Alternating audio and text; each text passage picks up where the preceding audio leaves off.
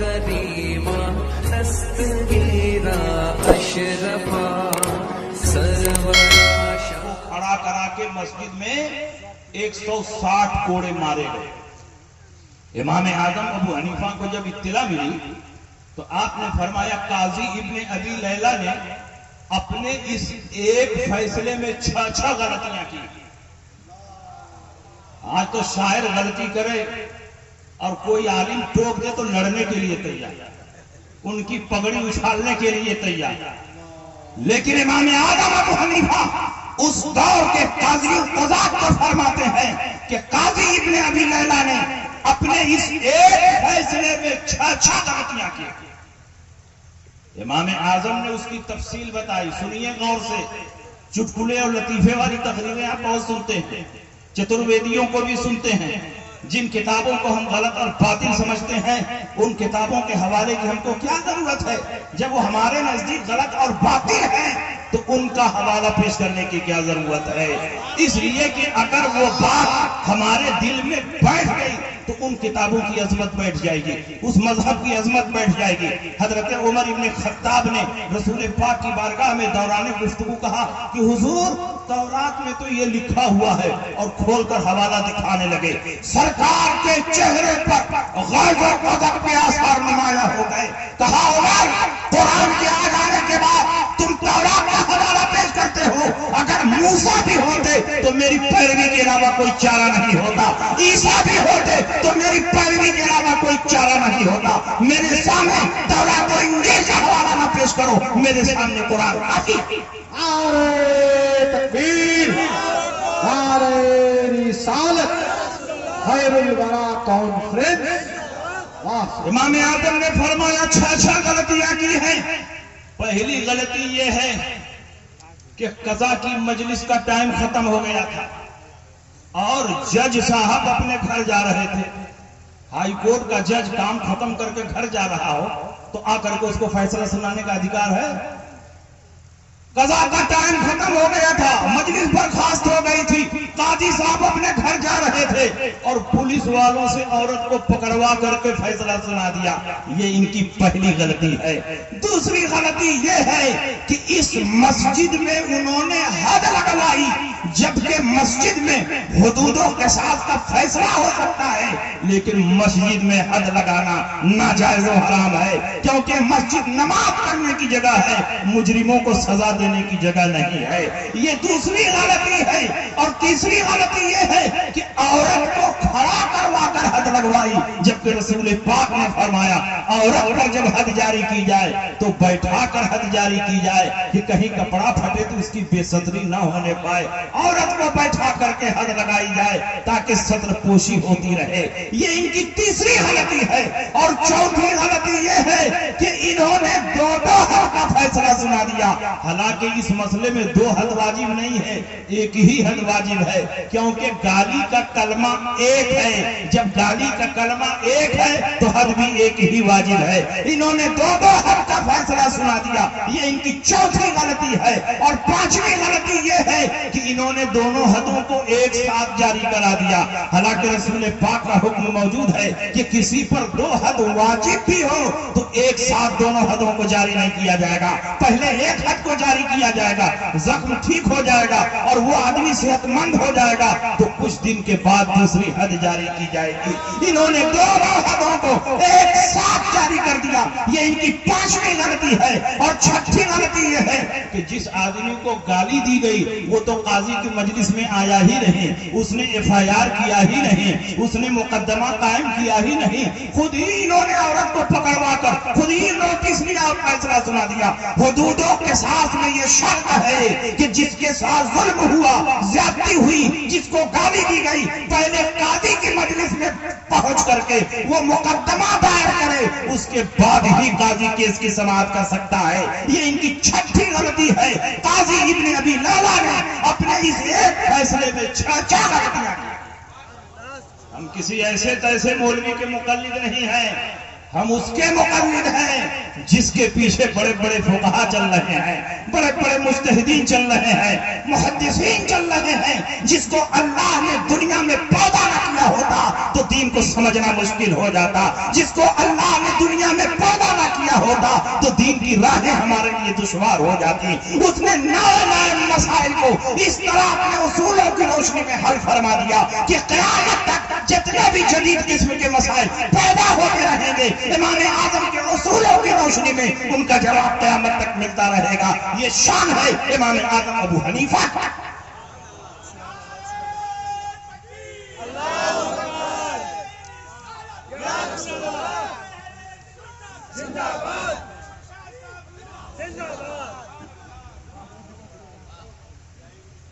یہ حضرت اجتہاد کے مسائل کو سب سے زیادہ سمجھ رہے ہیں، ماشاءاللہ، اللہ سلامت رکھے۔ جب قاضی ابن ابی لیلہ کو اطلاع ملی کہ ابو حنیفہ نے میرے فیصلے پر تنقید کی ہے تو انہوں نے کوفے کے حاکم کے پاس جا کر شکایت کی کہ ابو حنیفہ ہمیشہ میرے فیصلوں پر تنقید کرتے ہیں، میں سرکاری قاضی ہوں، میرے فیصلے پر تنقید کرنے کا مطلب بادشاہ اسلام کے فیصلے پر تنقید کرنا، بادشاہ اسلام کے انتخاب پر تنقید کرنا۔ اس لیے ابو حنیفہ پر پابندی لگا دی جائے کہ ابو حنیفہ فتویٰ نہ دیں، کسی کو مسئلہ نہ بتائیں۔ کوفے کے حاکم نے امام اعظم ابو حنیفہ کو بلایا اور کہا آپ پر پابندی لگائی جاتی ہے کہ آپ کسی کو فتویٰ نہیں دیں گے، مسئلہ نہیں بتائیں گے۔ امام اعظم نے فرمایا فتویٰ دینا فرض کفایہ ہے، میرے علاوہ کوفے میں 10 مفتی اور مجتہد موجود ہیں، اگر میں نہیں بھی فتویٰ دوں گا تو بھی دین کا کام رکے گا نہیں، چلتا رہے گا۔ امام اعظم ابو حنیفہ نے طے کر لیا کہ وہ فتویٰ نہیں دیں گے۔ ان کی بیٹی نے اسی دوران ایک دن روزہ رکھا، دانت سے خون نکلتا رہا، بیٹی بار بار تھوکتی رہی، یہاں تک کہ کچھ دیر کے بعد تھوک صاف ہو گیا تو بیٹی نے امام اعظم سے پوچھا ابا جان آج میں روزے سے ہوں اور میرے دانتوں سے خون نکل رہا تھا، بار بار میں تھوکتی رہی، اب خون بالکل صاف ہو چکا ہے، خون کی آمیزش نہیں ہے، اگر میں تھوک کو نکل جاؤں تو میرا روزہ رہے گا کہ فاسد ہو جائے گا۔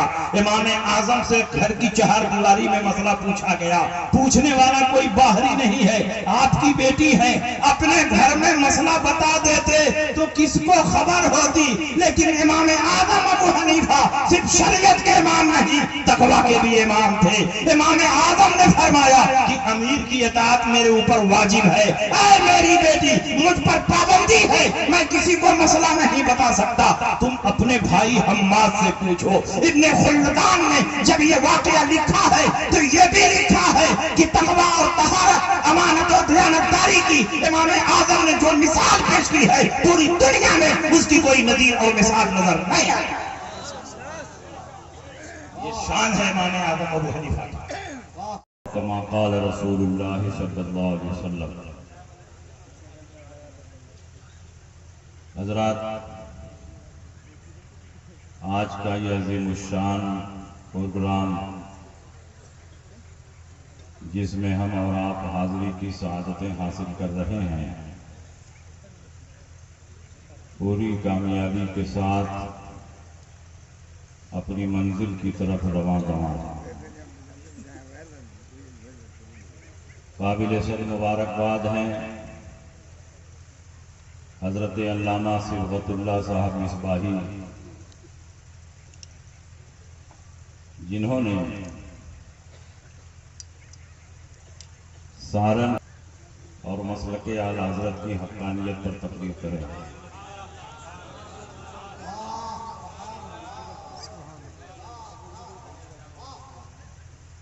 نبی اکرم صلی اللہ تعالی علیہ وسلم اس دنیا سے تشریف لے گئے تو ایک ایسی جماعت کو چھوڑا جنہوں نے اپنے اجتہاد کی روشنی میں نبی اکرم صلی اللہ علیہ وسلم کے اقوال اور ان کے ارشادات کی تشریح و توضیح فرمائی،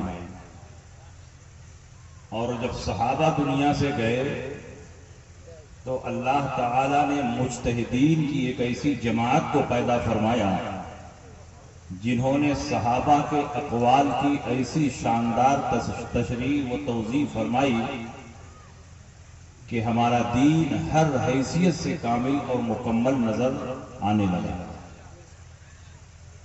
ائمہ کرام مجتہدین اعظام نے اپنی طبیعت سے اور محض قیاس عقلی سے کوئی مسئلہ ثابت نہیں فرمایا، بلکہ رسول اللہ صلی اللہ علیہ وسلم نے مسائل کے استنباط اور استخراج کے جو اصول اور قوانین بیان فرمائے تھے اسی کی روشنی میں مسائل کا استنباط اور استخراج کیا۔ مثال کے طور پر بخاری شریف کی حدیث ہے، نبی اکرم صلی اللہ علیہ وسلم نے حضرت معاذ بن جبل کو یمن کا قاضی بنا کر بھیجنا چاہا۔ جب معاذ بن جبل جانے لگے تو رسول پاک نے پھر بلایا اور فرمایا یا معاذ کیف تقضی، اے معاذ تم کیسے فیصلہ کرو گے؟ حضرت معاذ بن جبل نے فرمایا اقضی بکتاب اللہ، اللہ کی کتاب کی روشنی میں فیصلہ کروں گا۔ رسول اللہ نے سوال فرمایا فَإِن لَّمْ تَجِدْ فِي كِتَابِ اللَّهِ، اگر اللہ کی کتاب میں مسئلہ نہ ملے تب کیا کرو گے؟ تو انہوں نے جواب دیا اقضی بسنت رسول اللہ، رسول اللہ کی سنت کی روشنی میں فیصلہ کروں گا۔ رسول پاک کا سوال ہی بتا رہا ہے کہ ہر مسئلہ قرآن اور حدیث ہی سے نہیں حل ہوگا، اس کے بعد بھی ایک مرحلہ آئے گا۔ اسی لیے رسول پاک فرماتے ہیں فَإِن لَّمْ تَجِدْ، اگر سنت رسول میں بھی مسئلہ نہ ملے تب کیا کرو گے؟ تو حضرت معاذ بن جبل نے یہ نہیں فرمایا یا رسول اللہ دلیلیں تو صرف دو ہی ہیں، کتاب اللہ سنت رسول، اب میں کیا کر سکتا ہوں؟ اصول شرع تو دو ہیں، کتاب اللہ سنت رسول، تو اب میں کیا کروں گا؟ اگر کتاب اللہ میں بھی مسئلہ نہ ملے، سنت رسول اللہ میں بھی مسئلہ نہ ملے، تو اب اس کے بعد میں کیا کر سکتا ہوں؟ وہ معاذ بن جبل تھے، وہ عظیم صحابی تھے، ان کو معلوم تھا کہ رسول پاک نے ہمیں یہ تعلیم دی ہے کہ جب کتاب و سنت میں کوئی مسئلہ نہ ملے تو کتاب و سنت کے نصوص کو، ان کے نظائر کو، ان کے امثال کو، ان کی مثالوں کو سامنے رکھ کے اس طرح کے احکام جو وہاں دیے گئے ہیں وہی احکام یہاں بھی جاری کیے جائیں گے۔ اس لیے انہوں نے فرمایا اجتہد و برائی، میں اپنی رائے سے قیاس اور اجتہاد کروں گا۔ یہ مطلب نہیں ہے کہ محض اپنی عقل سے مسئلہ بتاؤں گا، مطلب یہ ہے کہ کتاب اللہ اور سنت رسول اللہ کی نصوص کی روشنی میں قیاس شرعی کہوں گا۔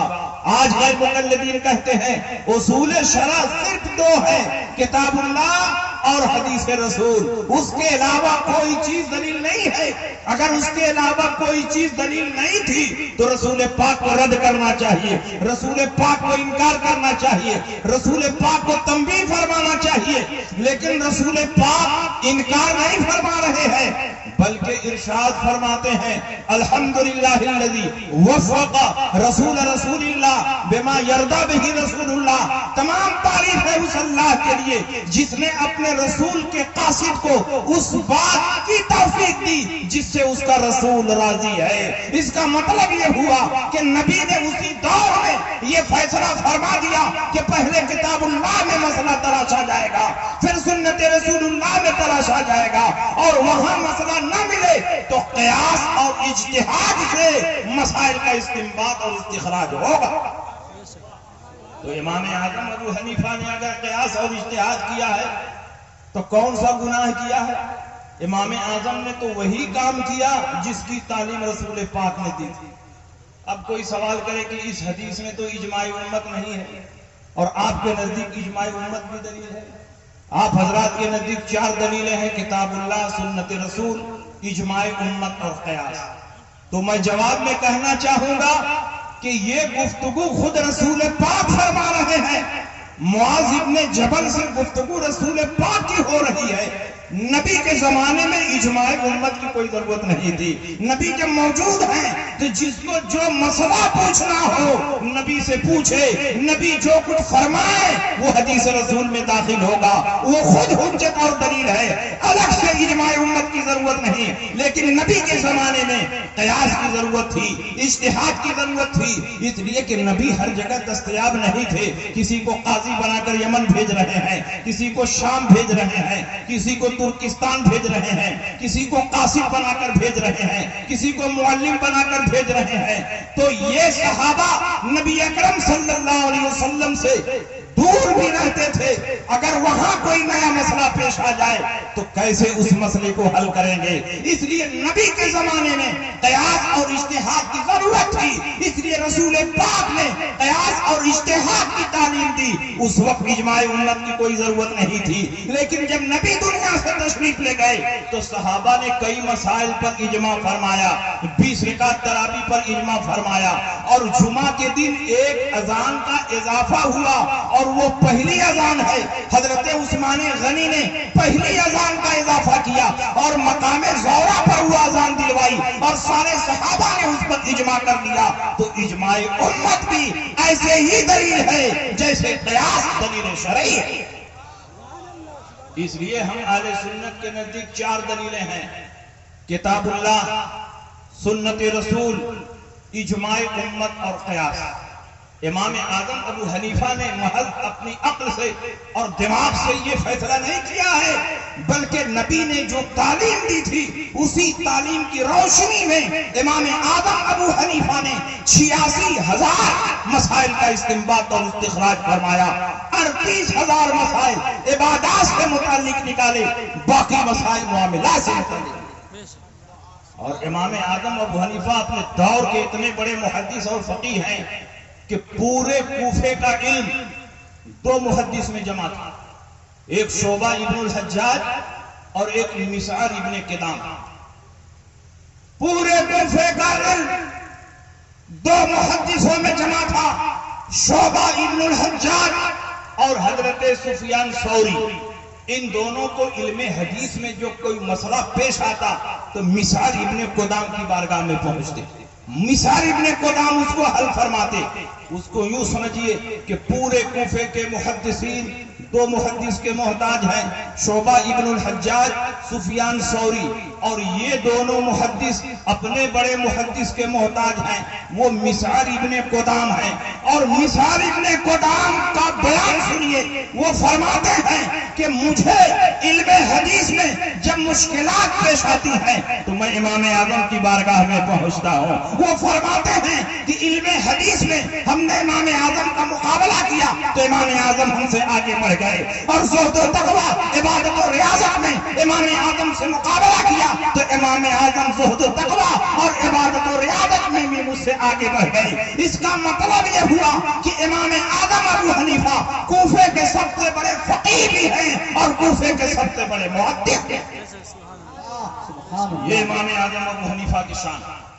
تم کہتے ہو امام اعظم کو صرف 17 حدیثیں یاد تھی, جس نے 86,000 مسائل کا استنباط اور استخراج کیا ہو. اگر ایک مسئلہ ایک حدیث کی روشنی میں نکالا تو 86,000 حدیثیں اس کے سینے میں محفوظ ہیں. امام اعظم سے بڑا پورے کوفے میں کوئی محدث نہیں تھا, اور امام اعظم سے بڑا پورے کوفے میں کوئی فقیہ نہیں تھا. امام اعظم فقہ کے بھی امام ہیں اور حدیث کے بھی امام ہیں. بڑے بڑے محدثین نے جن حدیثوں کی روشنی میں مسائل کا استنباط اور استخراج نہ کیا, انہی حدیثوں کی روشنی میں امام اعظم نے سینکڑوں مسائل کا استنباط اور استخراج کیا. اسی لیے اللہ کے نبی نے فرمایا, ترمذی شریف کی حدیث ہے, نزل اللہ عبدا سمع مقالتی فحفظها ووعاها وأداها فرب حامل فقه غير فقيه ورب حامل فقه إلى من هو أفقى منه. اللہ رب العزت اس بندے کو تر و تازہ رکھے رکھے. جس نے میری حدیثوں کو سنا اس کو محفوظ رکھا, دوسروں تک پہنچایا. کیونکہ ایسا بہت ہوگا کہ جو حدیث سنے گا وہ فقیہ نہیں ہوگا, اور جن لوگوں تک حدیثیں پہنچائی جائیں گی وہ بہت بڑے فقیہ ہوں گے.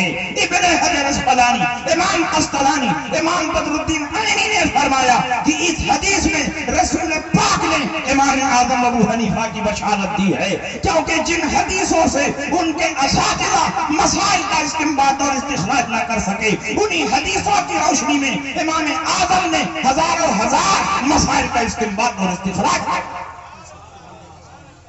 اور امام اعظم کے زمانے میں بڑے بڑے قاضی فیصلہ کرتے ہوئے ڈرتے تھے کہ کہیں امام اعظم گرفت نہ فرما دے. امام اعظم کے زمانے کے ایک بہت بڑے قاضی ہیں, قاضی ابن ابی لیلہ.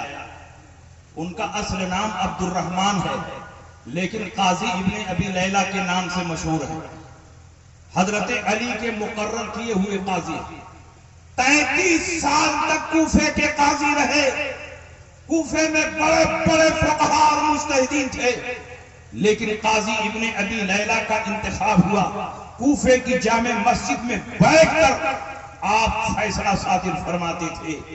امام اعظم ابو حنیفہ رضی اللہ عنہ کا دور ہے. حضرت قاضی ابن ابی لیلہ کوفے کی جامع مسجد سے جب کچہری کا ٹائم ختم ہوا, عدالت کا ٹائم ختم ہوا, مجلس برخاست ہوئی تو اپنے گھر جا رہے تھے. اور ظاہر ہے کہ اس دور کا جو قاضی اور چیف جسٹس ہوتا تھا اس کی بڑی حیثیت ہوتی تھی. آپ کے ساتھ میں پولیس والے اور آپ کے ساتھ میں سپاہیوں کی فوج تھی. آپ جا رہے تھے, راستے میں ایک عورت ایک آدمی سے جھگڑا کر رہی تھی, اور اس عورت نے جھگڑا کرتے ہوئے اس مرد کو گالی دی, یا ابن الزانیین, اے زانیین کے بیٹے, اے وہ شخص کہ تیرا باپ بھی زانی اور تیری ماں بھی زانیہ. جب اس عورت نے اس مرد کو یا ابن الزانیین کہا تو قاضی ابن ابی لیلہ نے اپنے سپاہیوں کو حکم دیا کہ اس عورت کو گرفتار کر لو. عورت کو گرفتار کر لیا گیا, کہا کوفے کی جامع مسجد میں لے کر آؤ. عورت کو کوفے کی جامع مسجد میں لایا گیا, اور آپ کوفے کی جامع مسجد میں بیٹھے اور آپ نے فیصلہ سنایا کہ اس عورت کو کھڑا کرا کر ڈبل حد قذف جاری کی جائے.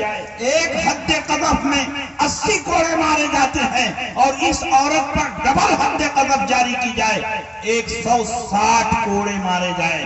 کیونکہ جو کسی آدمی پر زنا کی جھوٹی تہمت لگائے اس کے اوپر حد قذف جاری کی جاتی ہے. اس نے باپ کو بھی زانی کہا, ماں کو بھی زانیہ کہا, اور کوئی ثبوت شرعی نہیں ہے, اس لیے اس عورت پر ڈبل حد قذف جاری کی جائے. 160 کوڑے اسی مسجد میں کھڑا کرا کے اس کو مارے گئے. عورت کو کھڑا کرا کے مسجد میں 160 کوڑے مارے گئے. امام اعظم ابو حنیفہ کو جب اطلاع ملی تو آپ نے فرمایا قاضی ابن ابی لیلہ نے اپنے اس ایک فیصلے میں 6 غلطیاں کی.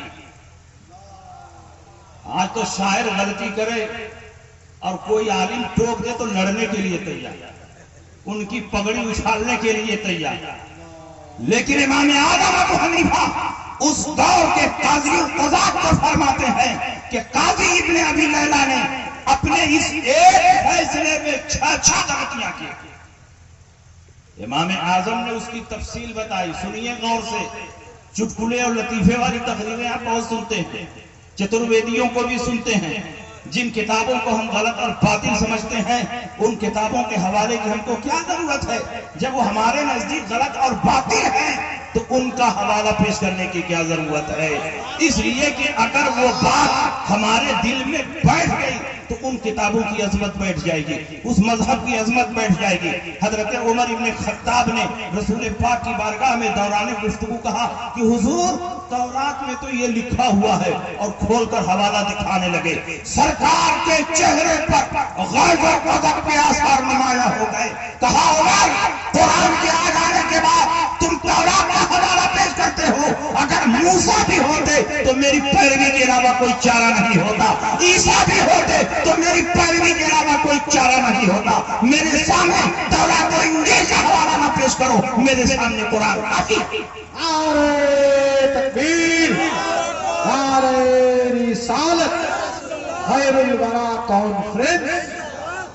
امام اعظم نے فرمایا 6 غلطیاں کی ہیں.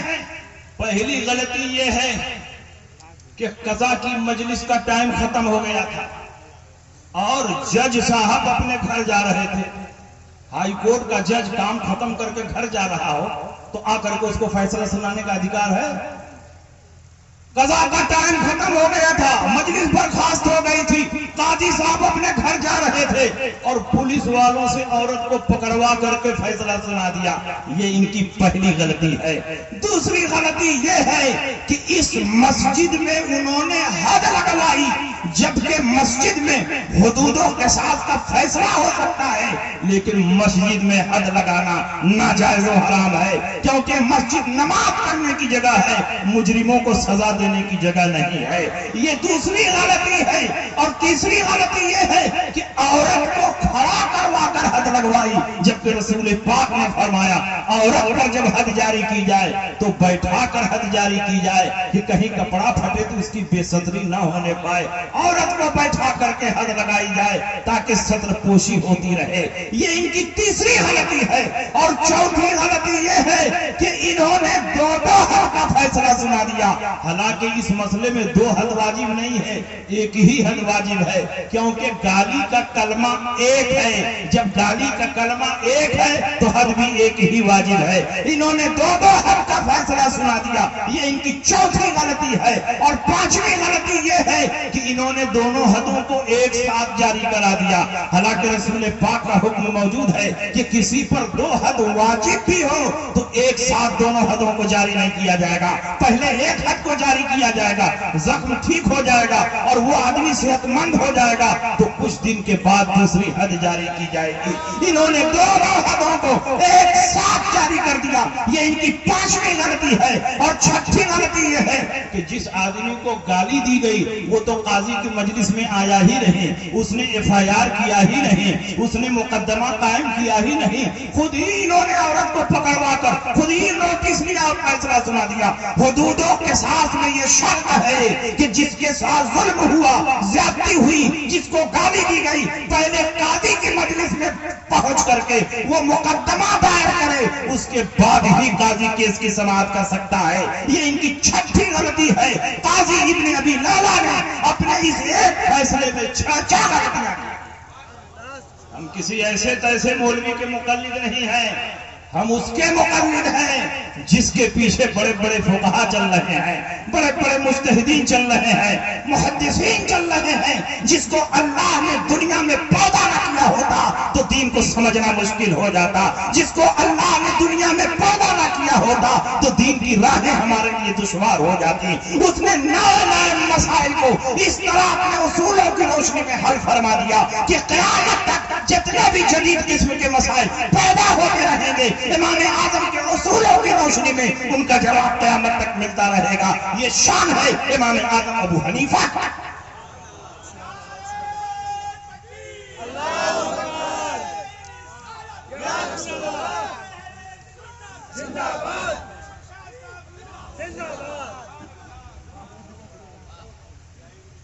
یہ حضرت اجتہاد کے مسائل کو سب سے زیادہ سمجھ رہے ہیں. ماشاءاللہ، اللہ سلامت رکھے. جب قاضی ابن ابی لیلہ کو اطلاع ملی کہ ابو حنیفہ نے میرے فیصلے پر تنقید کی ہے تو انہوں نے کوفے کے حاکم کے پاس جا کر شکایت کی کہ ابو حنیفہ ہمیشہ میرے فیصلوں پر تنقید کرتے ہیں، میں سرکاری قاضی ہوں، میرے فیصلے پر تنقید کرنے کا مطلب بادشاہ اسلام کے فیصلے پر تنقید کرنا، بادشاہ اسلام کے انتخاب پر تنقید کرنا. اس لیے ابو حنیفہ پر پابندی لگا دی جائے کہ ابو حنیفہ فتویٰ نہ دیں، کسی کو مسئلہ نہ بتائیں. کوفے کے حاکم نے امام اعظم ابو حنیفہ کو بلایا اور کہا آپ پر پابندی لگائی جاتی ہے کہ آپ کسی کو فتویٰ نہیں دیں گے، مسئلہ نہیں بتائیں گے. امام اعظم نے فرمایا فتویٰ دینا فرض کفایہ ہے، میرے علاوہ کوفے میں 10 مفتی اور مجتہد موجود ہیں، اگر میں نہیں بھی فتویٰ دوں گا تو بھی دین کا کام رکے گا نہیں، چلتا رہے گا. امام اعظم ابو حنیفہ نے طے کر لیا کہ وہ فتویٰ نہیں دیں گے. ان کی بیٹی نے اسی دوران ایک دن روزہ رکھا. दांत से खून निकलता रहा। बेटी बार बार थूकती रही, यहाँ तक कि कुछ देर के बाद थूक साफ हो गया। तो बेटी ने इमाम आजम से पूछा, अब्बा जान आज मैं रोजे से हूँ और मेरे दांतों से खून निकल रहा था, बार बार मैं थूकती रही, अब खून बिल्कुल साफ हो चुका है, खून की आमेजिश नहीं है, अगर मैं थूक को निकल जाऊं तो मेरा रोजा रहेगा कि फासिद हो जाएगा। इमाम आजम से घर की चार दीवारी में मसला पूछा गया। पूछने वाला कोई बाहरी नहीं है, आपकी बेटी है, अपने घर में मसला बता देते तो किसको खबर होती। लेकिन इमाम आजम अबू हनीफा सिर्फ शरीयत के इमाम नहीं, तकवा के भी इमाम थे। इमाम आजम ने फरमाया कि अमीर की इताअत मेरे ऊपर वाजिब है। ऐ मेरी बेटी, मुझ पर पाबंदी है, मैं किसी को मसला नहीं बता सकता, तुम अपने भाई हम्माद से पूछो। इब्ने खुल्दान ने जब ये वाकया लिखा है तो ये भी लिखा है कि तकवा और तहारत, अमानत और दयानतदारी की इमाम आजम ने जो मिसाल पेश की है, पूरी दुनिया में उसकी कोई नजीर और मिसाल नजर नहीं आई। ये शान है इमाम आजम अबू हनीफा की। इमाम आजम के बारे में कल भी प्रचार हो रहा था कि ये क़यास से मसला बताते हैं, और आज भी गैर मुक़ल्लिदीन प्रचार करते हैं कि इमाम आजम क़यास से मसला बताते हैं। इमाम आजम अबू हनीफा ने सबसे कम क़यास किया है। मेरी इस गुफ्तगू को नोट करके लिखो, सबसे कम क़यास जिस इमाम ने किया है वो इमाम आजम अबू हनीफा हैं। इमाम आजम ने एक कानून बनाया है, जब तक ज़ईफ हदीस मुझको मिलती रहेगी, ज़ईफ हदीस के होते हुए मैं क़यास नहीं करूंगा, ज़ईफ हदीस ही पर अमल कर लूंगा। हदीस तो है, जब तक हदीस मुरसल मिलती रहेगी, हदीस मुरसल के होते हुए मैं क़यास नहीं करूंगा, हदीस मुरसल पर अमल कर लूंगा। ये तन्हा इमाम आजम है कि हदीस ज़ईफ के होते हुए क़यास नहीं करते, हदीस मुरसल के होते हुए क़यास नहीं करते, जबकि इमाम शाफी हदीस ज़ईफ पर अमल नहीं करते हैं, ऐसे मौके पर क़यास पर अमल करते हैं। हजरत इमाम मालिक क़यास पर अमल करते हैं, हजरत इमाम अहमद इब्न हंबल क़यास पर अमल करते हैं। सबसे कम क़यास जिस इमाम ने किया है वो इमाम आजम अबू हनीफा है। क़यास की चार किस्में हैं, क़यास मुअस्सिर, क़यास मुनासिब, क़यास शिब्ह, क़यास तर्क। इमाम आजम ने सिर्फ क़यास मुअस्सिर पर अमल किया है, बाकी क़यास की तीनों किस्मों को छोड़ दिया है। बाकी सारे इमाम क़यास की तमाम किस्मों पर अमल कर रहे हैं। तो बताओ किसने सबसे कम क़यास किया है? अगर किसी ने सबसे कम क़यास किया है तो वो हमारे इमाम आजम अबू हनीफा। सबसे कम क़यास इमाम आजम ने किया। उस दौर के बहुत बड़े इमाम हैं हजरत इमाम बाक़िर रज़ी अल्लाह ताला, उनको उस दौर में इमामुल हुदा कहा जाता था। इमाम बाक़िर और खानदान नबूवत से उनका ताल्लुक है। हजरत इमाम ज़ैनुल आबिदीन के बेटे हैं और इमाम हुसैन के पोता हैं। सैयद सज्जाद के सदक़े में साजिद रख मुझे, इल्म हक़ दे बाक़िर इल्म हुदा के वास्ते। बाक़िरुल उलूम है। उस दौर में आप मुहद्दिसीन के मुक़्तदा और पेशवा थे। कुछ लोग उनके पास गए और कहा, हुजूर अबू हनीफा दीन में क़यास बहुत करते हैं, अपनी अक्ल से, अपनी राय से नई नई बातें निकालते हैं और रसूलुल्लाह की हदीसों को रद्द कर देते हैं। इमाम आजम अबू हनीफा हज के लिए गए, पता चला इमाम बाक़िर भी आए हुए हैं, तो उनकी ज़ियारत के लिए इमाम आजम हाजिर हुए और आपके शागिर्द रशीद अब्दुल्लाह इब्न मुबारक ने तारुफ करवाया कि ये फ़क़ीह इराक़ अबू हनीफा हैं। इतना सुनना था कि हजरत इमाम बाक़िर के चेहरे पर ग़ैज़ और ग़ज़ब के आसार नुमाया हो गए और फरमाया, तू भी अबू हनीफा हो जो अपनी राय और क़यास से मेरे दादा जान की हदीसों को रद्द कर देते हो। इमाम आजम ने फरमाया कि हुजूर ऐसा नहीं हो सकता कि कोई अपनी राय और क़यास से रसूल पाक की हदीसों को रद्द कर दे, मैं ऐसा नहीं करता। इमाम आजम अबू हनीफा ने सफाई पेश की, लेकिन इमाम बाक़िर ने फरमाया, तुम्हारे बारे में मुसलसल ये रिपोर्ट मिल रही है कि तुम दीन में क़यास बहुत करते हो, अपनी राय से मसाइल का इस्तिंबात और इस्तिखराज करते हो। इमाम आजम ने फरमाया, गलत है। अगर किसी किसी खास मसले में इत्तला मिली हो तो उस मसले को पेश किया जाए, मैं किताब और सुन्नत की दलीलें उस पर पेश करता हूँ। और अगर आम तौर पर ये बात पहुंची है तो ये बात बिल्कुल गलत है।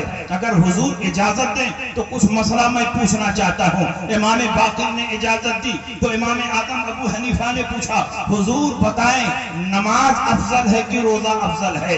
इमाम बाक़िर ने फरमाया नमाज अफजल है। इमाम आज़म ने फरमाया कि जब औरतों को हैज आता है तो हैज के जमाने में जो नमाजें छूटती हैं उनकी कज़ा नहीं है, जो रोजे छूटते हैं उनकी कज़ा है। उन्होंने कहा बिल्कुल सही है।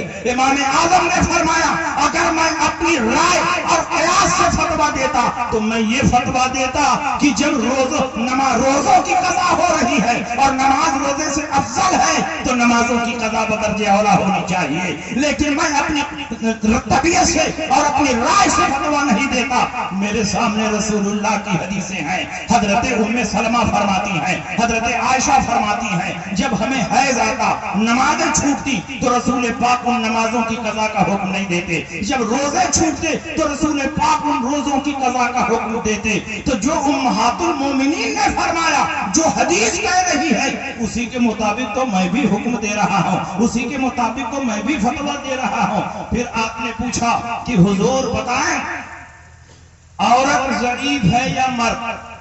सिनफे नाजुक होने में कमजोर कौन है? औरत कमजोर है कि मर्द कमजोर? इमाम बाक़िर ने फरमाया कि औरत कमजोर है, सिनफे नाजुक है। पूछा कि वरासत में डबल हिस्सा किसको मिलता? औरत को मिलता है कि मर्द को मिलता है? इमाम बाक़िर ने फरमाया कि मर्द को डबल हिस्सा मिलता है। इमाम आज़म ने फरमाया अगर मैं अपनी राय से फतवा देता तो ये फतवा देता कि औरत को वरासत में डबल दिया जाए, क्योंकि जो ज़ईफ और कमजोर हो उसको माल की हाजत ज्यादा होती है। लेकिन मैं अपनी राय से फतवा नहीं देता, मैं किताबुल्लाह की रोशनी में फतवा देता हूँ। कुरान में अल्लाह फरमाता है लिज़्ज़करि मिस्लु हज़्ज़िल उन्सयैन, एक मुज़क्कर को दो मुअन्नस के बराबर दिया जाएगा, एक मेल को दो फीमेल के बराबर दिया जाएगा। वही फतवा तो मैं भी देता हूँ।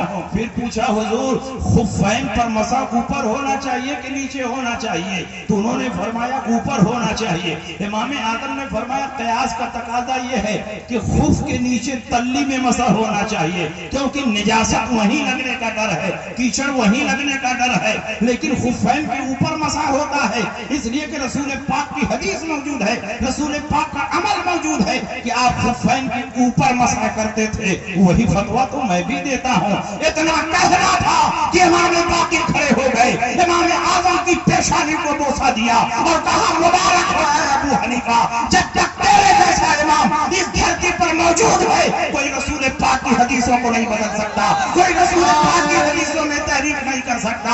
इस दौर के घर में अन्य दिन इसीलिए इमाम आज़म से चिढ़ते हैं कि जब जब हदीस के नाम पर ये हेराफेरी करते हैं, घोटाला करते हैं, तो इमाम आज़म के गुलाम इनकी चोरी को पकड़ लेते हैं, इनके चेहरे को बेनकाब कर देते हैं। नारे तकबीर, नारे रिसालत, खैरुल वरा कॉन्फ्रेंस, खलीफे हुजूर सरकार ताजुश शरीया हजरत अल्लामा मुफ्ती शमशाद अहमद साहब मिसबाह। आप जरा अंदाजा लगाएं इमाम आज़म अबू हनीफा की क्या शान है। इमाम आज़म अबू हनीफा ने एक दो नहीं 86,000 मसाइल का इस्तिंबात और इस्तिखराज किया। आज जो लोग ये दावा करते हैं कि हम तकलीद नहीं करेंगे, हम इमाम आज़म की पैरवी नहीं करेंगे, हम इमाम शाफी के मुक़ल्लिद नहीं बनेंगे, इसलिए कि अल्लाह ने हमें दिमाग दिया है, अल्लाह ने हमें शऊर दिया है, हम खुद किताबों सुन्नत की रोशनी में मसाइल का इस्तिंबात और इस्तिखराज करेंगे। मैं आपसे पूछना चाहता हूँ 1,24,000 कमोबेश सहाबा थे, लेकिन कितने सहाबा ऐसे हैं जो कुरान और हदीस से मसाइल निकाल पाते थे? सिर्फ 21 सहाबा ऐसे हैं जो कुरान और हदीस से मसला निकाल पाते थे, बाकी सारे सहाबा उन्हीं से पूछ पूछ कर अमल करते थे। तो बताओ सहाबा ने तकलीद की कि नहीं तकलीद की? जो जिस सहाबी के ग्रुप में था उसी से पूछ कर अमल करता था। गोया सहाबा भी अपने से ऊपर वाले सहाबा के मुक़ल्लिद थे। उस दौर में तकलीद शख्सी नहीं हो रही थी, इसलिए कि जब सारे सहाबा हक हैं तो तकलीद शख्सी की क्या जरूरत है? जो जिसके ग्रुप में था उससे पूछ कर मसाइल को समझता था और उसके ऊपर अमल करता था। 21 सहाबा के کتاب و سنت سے مسائل نکال پاتے تھے، باقی صحابہ کتاب و سنت سے مسائل نہیں نکال پاتے۔ کیا صحابہ عربی نہیں جانتے تھے؟ کیا صحابہ قرآن نہیں سمجھتے تھے؟ کیا ان کے پاس حدیثوں کا ذخیرہ نہیں تھا؟ ان کی مادری زبان میں قرآن کا نزول ہو رہا تھا، دن رات مشکات نبوت سے حدیثیں سن رہے تھے، ان کے پاس حدیثوں کا خزانہ موجود تھا، لیکن اس کے باوجود بھی ہر آدمی کتاب و سنت میں چھپی ہوئی اللہ و رسول کی مراد کو نہیں تلاش کر سکتا، اس پر متعین نہیں کر سکتا۔ اللہ جس پر فضل خاص فرماتا ہے، جس کو خاص توفیق سے نوازتا ہے، جس کے ساتھ ہر کثیر کا ارادہ فرماتا ہے، وہی دین میں فقیہ بنتا ہے، وہی دین میں مفتی بنتا ہے۔ سبحان اللہ۔ ہر آدمی اپنی کوشش اور محنت سے فقیہ اور مفتی نہیں بن سکتا۔ حضرت عبداللہ ابن عباس کا نام سنا ہوگا۔ حضور علیہ السلام کے گھر میں 2 بچے پل رہے تھے، 2 چھوٹے چھوٹے بچے، ایک عبداللہ ابن عباس تھے، ایک علی تھے۔ بچوں میں ایمان لانے والے سب سے پہلے حضرت علی۔ حضرت عبداللہ ابن عباس کا زیادہ وقت حضور کے حجرے میں گزرتا تھا۔ ایک مرتبہ ان کے والد حضرت عباس نے اپنے بیٹے عبداللہ ابن عباس کو سکھایا کہ بیٹے آج کی رات حضور کے گھر جاؤ اور ان کے حجرے ہی میں رات گزارو، لیکن سونا نہیں، آنکھ کھولے رکھنا اور غور سے دیکھنا حضور رات میں کتنی عبادتیں کرتے ہیں، کتنی رکعتیں پڑھتے ہیں، کیا کیا حضور کے معمولات ہیں، یہ سب دیکھ کر کے آؤ اور مجھ کو بتاؤ تو میں بھی رات میں ویسے ہی عمل کروں گا۔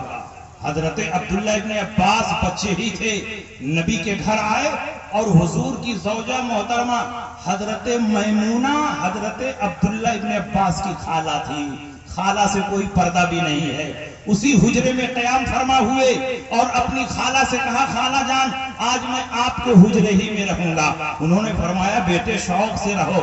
جب عشاء کی نماز ہو گئی تو حضرت عبداللہ ابن عباس، نبی اکرم صلی اللہ علیہ وسلم اور حضرت میمونہ کے سونے کا وقت آیا تو گھر میں بستر ایک ہے، تکیہ ایک ہے، مہمان کا انتظام کیسے ہو؟ اور نبی کا کوئی لمبا چوڑا حجرہ نہیں تھا، ایک چھوٹا سا حجرہ تھا اور لمبا آدمی کھڑا ہو جائے تو اس کا سر چھت میں لگ جائے، گھاس بھوس کی چھت تھی، اس میں نبی کا وقت گزر رہا تھا۔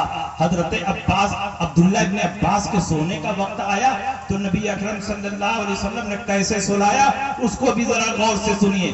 تکیہ ایک ہے، سونے والے 3 ہیں، تو تکیہ کا جو لمبا والا حصہ ہوتا ہے اس کے ایک کونے پر سر رکھ کر نبی سوئے، دوسرے کونے پر سر رکھ کر حضرت میمونہ سوئیں اور بیچ میں لڑکے عبداللہ ابن عباس کو سلایا گیا۔ عبداللہ ابن عباس سونے کے لیے تو گئے نہیں تھے، آنکھیں بند کر کے پڑے ہوئے ہیں۔ جب کچھ رات گزری حضور علیہ السلام چپکے سے اٹھے، دروازہ کھولا اور پیشاب خانے میں تشریف لے گئے تو عبداللہ ابن عباس بھی چپکے سے اٹھے اور دیکھنے لگے کہ حضور کیا کر رہے ہیں۔ دیکھا حضور پیشاب خانے میں تشریف لے گئے ہیں۔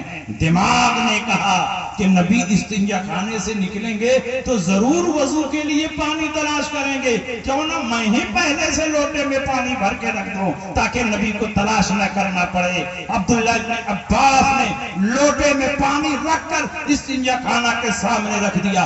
حضرت میمونہ بھی سب دیکھ رہی تھی۔ نبی جب باہر نکلے دیکھا پانی موجود ہے، نبی کا دریائے کرم جوش مارنے لگا۔ اللہ کے نبی خوش ہوئے، فرمایا کس نے پانی رکھا؟ تو میمونہ نے فرمایا کہ چھوٹے بچہ نے پانی رکھا ہے، عبداللہ ابن عباس نے پانی رکھا ہے۔ نبی اکرم صلی اللہ علیہ وسلم خوش ہو کر دعا دے رہے ہیں، اللہم علمہ الکتاب وفقہہ فی الدین، اے اللہ ان کو کتاب اللہ کا علم عطا فرما اور دین میں فقیہ بنا دے۔ نبی یہ نہیں فرما رہے ہیں کہ اہل حدیث بنا دے، دین میں فقیہ بنا دے۔ عبداللہ ابن عباس کو اللہ نے کتاب اللہ کا اتنا علم عطا فرمایا، اتنا علم عطا فرمایا کہ صحابہ میں سب سے بڑے مفسر بن گئے۔ ترجمان القرآن آپ کا لقب ہوا، حبر الامت آپ کا لقب ہوا، رئیس المفسرین آپ کا لقب ہوا، اور فقیہ اتنے بڑے بنے کہ آپ کو को उसी दौर में रासुल फुकहा कहा जाता था। वो खुद फरमाते हैं कि अल्लाह ने मुझको किताबुल्लाह का इल्म इतना अता फरमाया कि अगर मेरी ऊँटनी की रस्सी गुम हो जाए तो मैं किताबुल्लाह की रोशनी में तलाश कर लूंगा कि मेरी ऊँटनी कहाँ है, मेरी रस्सी कहाँ है। अगर आप किताबुल्लाह में सीवान तलाश करो तो नहीं तलाश कर सकते। हालांकि कुरान में हर चीज का बयान है। वला रतबिन वला याबिसिन इल्ला फी किताबिन मुबीन मा फरतना फिल किताबि मिन शै। हमने किताबुल्लाह में किसी चीज को नहीं छोड़ा है, हर रत्ब और याबिस को कुरान में बयान कर दिया है। लेकिन समझने के लिए दिमाग चाहिए। अब्दुल्लाह इब्न अब्बास फरमाते हैं मेरी ऊँटनी की रस्सी गुम हो जाए तो मैं किताबुल्लाह में तलाश कर लूंगा मेरी रस्सी कहाँ है। नबी की दुआ का असर है कि अब्दुल्लाह इब्न अब्बास जवानी की तहलीक पर पहुंचते पहुंचते बड़े बड़े सहाबा से ज्यादा फिक़्ह में माहिर हो गए। यहाँ तक कि उमर इब्न खत्ताब रज़ियल्लाहु ताला अन्हु जब अपनी कैबिनेट की मीटिंग बुलाते थे, अपने दौरे खिलाफत में फुक़हा सहाबा को जमा करते थे, किसी जदीद मसले पर फुक़हा से मीटिंग करते थे, सेमिनार करते थे, तो अब्दुल्लाह इब्न अब्बास को अपने बगल में बिठाते थे। हजरत Ubaida Ibnul जर्राह, Abdurrahman ibn of और बड़े बड़े सहाबा ने कहा कि एक नौजवान को आप अपने बगल में बिठाते हैं, अरे इनके जैसे तो हमारे भी बेटे हैं, अगर इनको बैठाते हैं तो हमारे बेटों को क्यों नहीं बैठाते हैं। हजरत उमर ने फरमाया एक दिन मैं इसका जवाब दे दूंगा। फिर एक दिन हजरत उमर ने तमाम सहाबाए किराम को बुलाया और अब्दुल्लाह इब्न अब्बास को भी बुलाया, बड़े बड़े फुक़हाए सहाबा को बुलाया और अब्दुल्लाह इब्न अब्बास को बुलाया। मीटिंग शुरू हुई तो हजरत उमर इब्न खत्ताब ने फरमाया कि आप लोग पहले कहते थे कि इनको आप अपने करीब रखते हैं, इनके जैसे तो हमारे बेटे हैं, उनको क्यों नहीं करीब रखते। तो सुनिए बुखारी शरीफ की रिवायत, हजरत उमर रज़ियल्लाहु अन्हु ने तमाम फुक़हाए सहाबा को जमा किया, मुअम्मर सहाबा को जमा किया और अब्दुल्लाह इब्न अब्बास को अपने बगल में रखा और कहा कि पहले आप लोग बताइए, कुरान में एक सूरह मुबारका उतरी है, इज़ा जाअ नस्रुल्लाह वल फतह व रअयतन नास यदखुलूना फी दीनिल्लाहि अफ़वाजा फसब्बिह बिहम्दि रब्बिका वस्तगफिरहु इन्नहु काना तव्वाबा।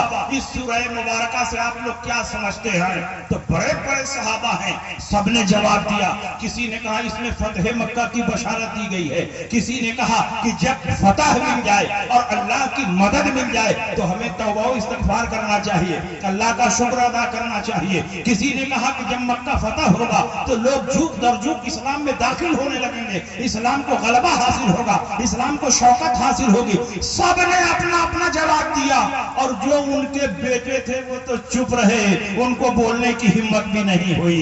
तो अल्लाह के नबी ने फरमाया आए अब्दुल्लाह इब्न अब्बास तुम क्या इसका जवाब देते हो?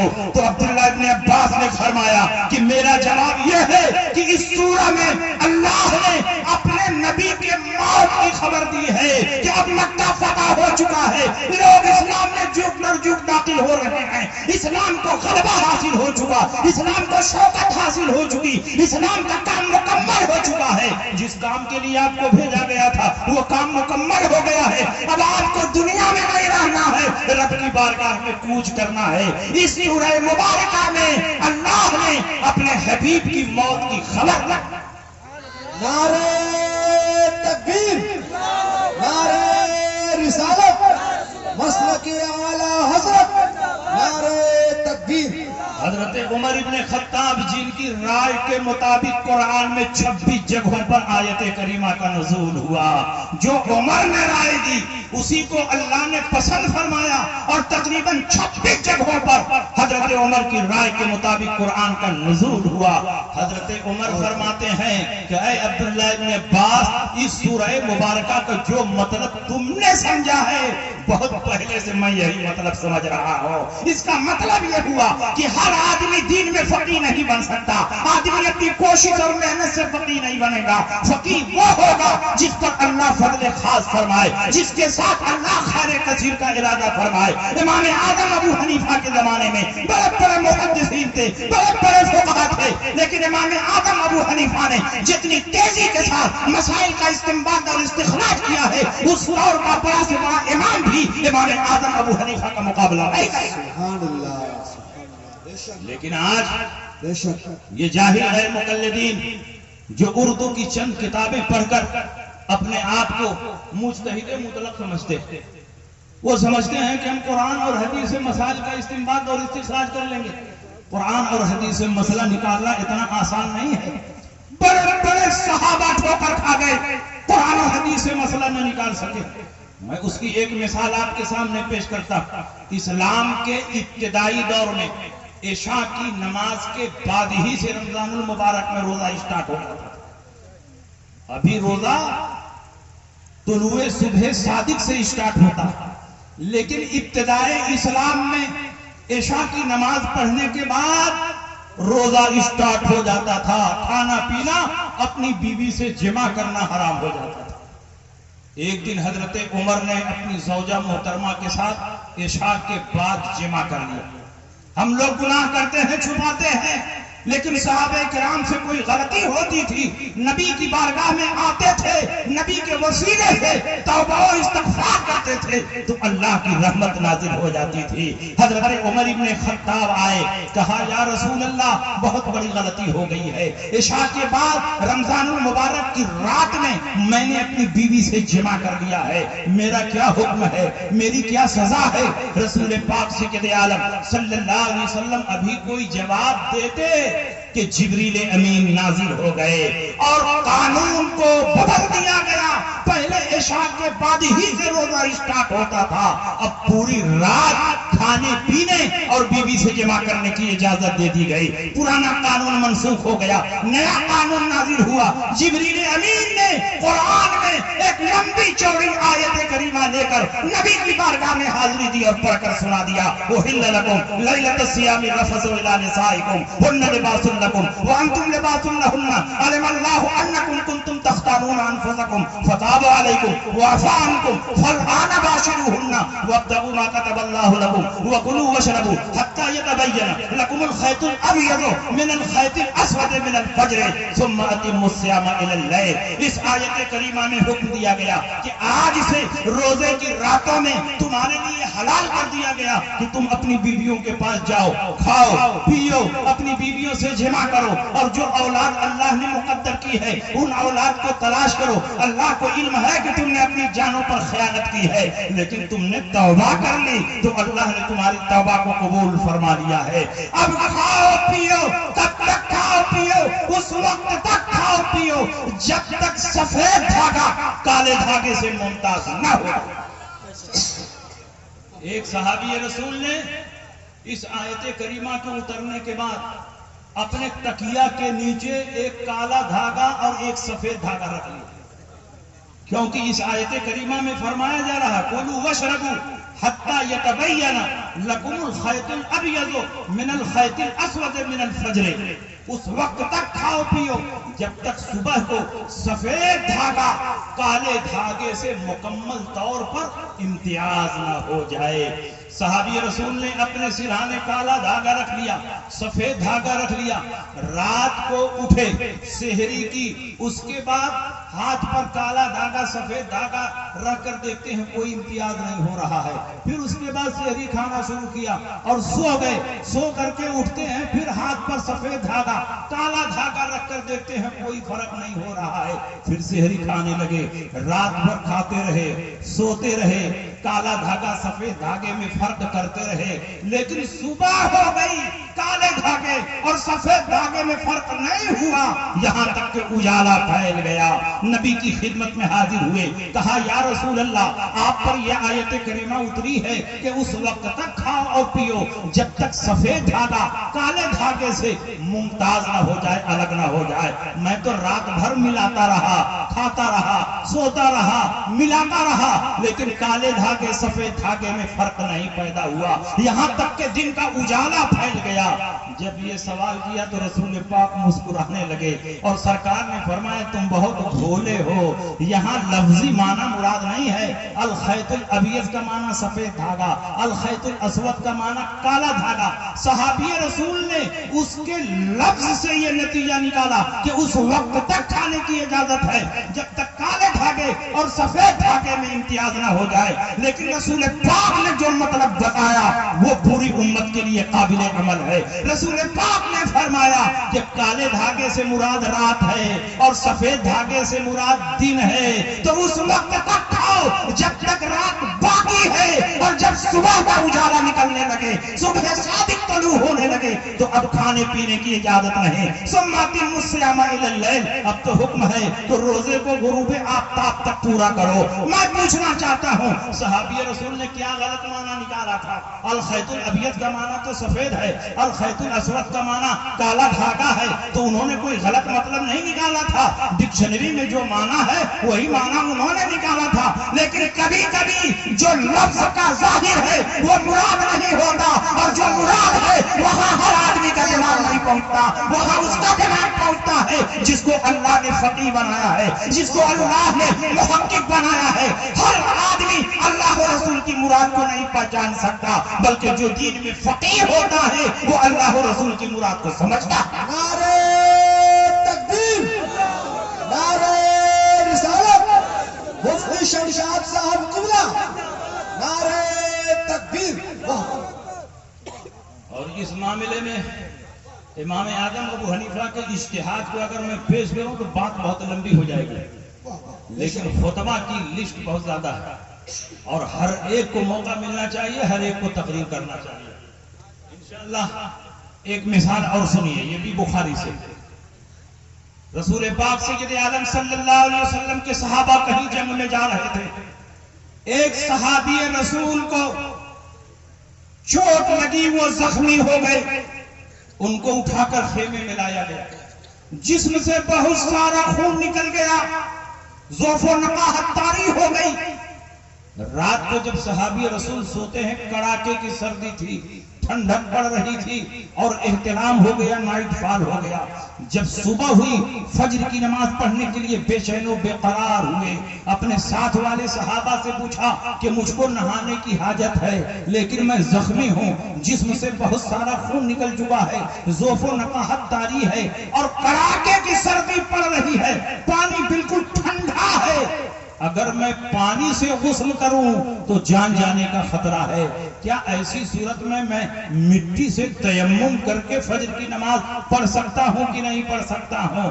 تو ساتھ والے صحابہ نے کہا کہ نہیں پڑھ سکتے ہو، اس لیے کہ تم پانی پا رہے ہو، جب پانی مل رہا ہے تو تم کو غسل کرنا ضروری ہے، تیمم نہیں کر سکتے، اس لیے کہ قرآن میں اللہ نے فرمایا فَلَمْ تَجِدُوا مَاءً فَتَيَمَّمُوا صَعِيدًا طَيِّبًا، پانی نہ پاؤ تب پاک مٹی سے تیمم کرو، تم تو پا رہے ہو، اس لیے تم کو تیمم کی اجازت نہیں ہے۔ انہوں نے ان صحابہ کی بات مان کر کے ٹھنڈے پانی سے نماز کی محبت میں زخمی حالت میں غسل کیا، فجر کی نماز ادا کی، اور کچھ ہی دیر کے بعد ان کا انتقال ہو گیا۔ نبی اکرم صلی اللہ علیہ وسلم کو جب اطلاع ملی، آپ تشریف لائے، پورا واقعہ بیان کیا گیا، تو آپ نے فرمایا کس نے یہ مسئلہ بتایا تھا کہ یہ تیمم کر کے نماز نہیں پڑھ سکتے، ان کے لیے ٹھنڈے پانی سے غسل کرنا لازم اور ضروری ہے؟ کہا گیا فلاں فلاں نے یہ مسئلہ بتایا تھا۔ اللہ کے نبی کے چہرے میں غیظ و غضب کے آثار نمایاں ہو گئے، اور اللہ کے نبی نے فرمایا قتلوہ قاتلہم اللہ اولم یکن شفاء العی السوال، ان لوگوں نے اسے مار ڈالا، اللہ انہیں غارت کرے۔ کیا نہ جاننے کا علاج پوچھ لینا نہیں تھا؟ اگر مسئلہ نیا تھا اور تم کو معلوم نہیں تھا تو نبی تمہارے درمیان موجود تھا، تم کو پوچھ لینا چاہیے، اس کے بعد جواب دینا چاہیے۔ تم نے جواب دے دیا اور انہوں نے غسل کر کے فجر کی نماز پڑھ لی اور ان کی جان چلی گئی۔ اللہ کے نبی نے اس آیت کریمہ کا جو مطلب بتایا ہے وہ سن کر کے آپ خوش ہو جائیں گے، اور صحابہ نے جو مطلب بتایا تھا وہ بھی کتاب اللہ کے ظاہر کے مطابق ٹھیک ہے، کیونکہ قرآن میں اللہ نے فرمایا پانی نہ پاؤ تب پاک مٹی سے تیمم کرو۔ یہ تو پانی پا رہے تھے، ان کو تیمم کی اجازت کیسے ہو سکتی ہے؟ لیکن یہ کتاب اللہ کا ظاہر ہے، یہ آیت کا ظاہر ہے، مطلب یہ ہے کہ جو ظاہر ہے وہ مراد نہیں ہے، اور جو مراد ہے وہاں یہ نہ پہنچ سکے، وہاں رسول اللہ کا دماغ پہنچ رہا ہے۔ رسول پاک نے فرمایا آیت کریمہ کا مطلب یہ ہے کہ پانی نہ پاؤ تو پاک مٹی سے تیمم کرو، یہ نہیں پانی کے استعمال استعمال پر قدرت نہ ہو تو پاک مٹی سے تیمم کرو. فَإِن لَّمْ تَقْدِرُوا عَلَىٰ اسْتِعْمَالِ الْمَاءِ فَتَيَمَّمُوا صَعِيدًا طَيِّبًا. اگر پانی کے استعمال پر طاقت اور قدرت نہ ہو تو اب پاک مٹی سے تیمم کرو. پانی موجود ہی نہیں ہے تب بھی بندہ عاجز ہے, پانی کیسے استعمال کرے گا؟ اور پانی موجود ہے لیکن سخت بیمار ہے, پانی استعمال کرے گا تو جان چلی جائے گی, تو پانی کے استعمال پر قادر نہیں. پانی موجود ہے لیکن کنویں میں موجود ہے, پانی نکالنے کے لیے ڈول اور رسی نہیں ہے. یہاں پانی موجود ہے لیکن بندہ پانی کے استعمال پر قادر نہیں ہے, یہاں بھی تیمم کی اجازت ہے. پانی کا سمندر ہے لیکن دشمن بندوق لے کر کھڑا ہے, آگے بڑھو گے تو گولی مار دیں گے. یہاں بھی پانی موجود ہے, پانی کا سمندر موجود ہے لیکن بندہ پانی کے استعمال پر قادر نہیں ہے, یہاں بھی تیمم کی اجازت ہے. تو اب نبی نے آیت کا جو مفہوم بیان کیا وہ یہ ہے کہ جو آدمی پانی کے استعمال پر قادر نہ ہو اس کو تیمم کرنے کی اجازت ہے. اگر رسول پاک نے یہ مطلب نہ بتایا ہوتا تو بتائیے کون ہم کو سمجھاتا, کون ہم کو بتاتا؟ رسول پاک سید عالم صلی اللہ علیہ وسلم کا احسان عظیم ہے کہ اس آیت کریمہ کی تفسیر بتا دی. میں عرض یہ کرنا چاہتا ہوں کہ بڑے بڑے صحابہ اس آیت کریمہ کا صحیح مفہوم متعین نہیں کر سکے, تو آج اردو کی چند کتابیں پڑھنے والے قرآن سے کیسے مسئلہ نکالیں گے, حدیث سے کیسے مسئلہ نکالیں گے؟ خود امام اعظم ابو حنیفہ کے اجتہاد کو چھوڑ کر کیسے اپنے مولویوں کے اجتہاد پر عمل کریں گے؟ اس لیے اگر تم قرآن اور حدیث پر عمل کرنا چاہتے ہو تو چاہے حنفی بنو یا شافعی بنو یا مالکی بنو یا حنبلی بنو, تیسری صدی ہجری کے بعد پوری دنیا کے مسلمانوں کا اور علماء کا اس بات پر اجماع ہو گیا کہ اب اہل سنت انہی چار مسالک میں منحصر ہیں, چاہے آدمی حنفی ہو یا شافعی ہو یا مالکی ہو یا حنبلی ہو, جو ان چاروں سے باہر ہے وہ حقیقت میں اہل سنت سے خارج ہے. سبحان اللہ, بے شک. مگر یہ کہتے نہیں زندہ ہم باد. تو قرآن اور حدیث سے مسئلہ نکال لیتے ہیں, ہم کو بڑی مہارت ہے مسئلہ نکالنا. تو کیا مسئلہ نکالا؟ ایک مسئلہ یہ نکالا کہ سور کا گوشت حرام ہے مگر چربی حرام نہیں ہے. پوچھا گیا دلیل کیا ہے؟ کہا دلیل قرآن کی آیت ہے حرمت علیکم المیتۃ والدم ولحم الخنزیر. تمہارے اوپر مردار حرام کیا گیا, تمہارے اوپر خون حرام کیا گیا, تمہارے اوپر سور کا گوشت حرام کیا گیا. یہ کہتے ہیں اللہ نے سور کے گوشت کو حرام کیا ہے, اس آیت میں چربی کا کہاں ذکر ہے؟ اس لیے گوشت حرام رہے گا اور چربی حلال رہے گی. میں نے کہا تمہارے لیے چربی حلال ہی رہے گی, اس لیے کہ اسی قرآن میں اللہ نے یہ بھی فرمایا الخبیثات للخبیثین والخبیثون للخبیثات والطیبات للطیبین والطیبون للطیبات. خبیث اور ناپاک چیزیں ناپاکوں کے لیے ہیں, طیب و طاہر اور پاک چیزیں پاکوں کے لیے ہیں. ہم پاک ہیں تو شب برات کا حلوہ ہے, ہم پاک ہیں تو 11ویں کا کھچڑا ہے. تم نجس اور ناپاک ہو تو تمہارے لیے سور کی چربی ہے. نعرہ تکبیر, نعرہ رسالت, جشن خیر الورا کانفرنس, مفتی شمشاد صاحب قبلہ, مسلک اعلی حضرت, نعرہ تکبیر. اس لیے آپ ان کے دھوکے میں نہ آئے. یہ صرف حدیث کا نام لیتے ہیں, حدیث پر عمل نہیں کرتے. صحیح معنوں میں حدیث پر عمل کرنے والے ہم ہیں, قرآن پر عمل کرنے والے ہم ہیں, نبی کی سنت پر عمل کرنے والے ہم ہیں. اگر تم اصلی اہل حدیث ہو تو آؤ میرے سامنے 2 رکعت نماز پڑھ کر اس طرح دکھا دو کہ کسی حدیث کی خلاف ورزی نہ ہونے پائے, کوئی حدیث نہ چھوٹنے پائے, پورے ہندوستان کے غیر مقلدین جمع ہو جائیں تو ایسی 2 رکعت پڑھ کر دکھا ہی نہیں سکتے کہ کسی حدیث پر عمل چھوٹ جائے, ساری حدیثوں پر عمل ہو جائے. یہ ناممکن ہے, یہ محال ہے. جیسے ہی نیت باندھنے کے لیے ہاتھ اٹھائیں گے یہیں پر جھگڑا شروع ہو جائے گا. ایک حدیث کہتی ہے کان کی لو تک ہاتھ اٹھاؤ, دوسری حدیث کہتی ہے مونڈھے تک ہاتھ اٹھاؤ. تو بتاؤ تم کہاں تک اٹھاؤ گے؟ اگر تم یہاں تک ہاتھ اٹھائے تو یہاں والی حدیث کو چھوڑا کہ نہیں چھوڑا؟ تو ایک حدیث کو جب چھوڑ دیا تو تم اہل حدیث نہیں ہوئے, تم تارک حدیث ہوئے. اور چاہے یہاں یا وہاں ہاتھ اٹھانے کے بعد جب ہاتھ باندھنے کا نمبر آئے گا تو یہاں بھی جھگڑا شروع ہو جائے گا. کس حدیث پر عمل کرو گے؟ ایک حدیث بتاتی ہے ناف کے نیچے ہاتھ باندھو، دوسری حدیث بتاتی ہے ناف کے اوپر ہاتھ باندھو، تیسری حدیث بتاتی ہے کہیں مت باندھو، ہاتھ چھوڑ کر نماز پڑھو. تو تم کس پر عمل کرو گے؟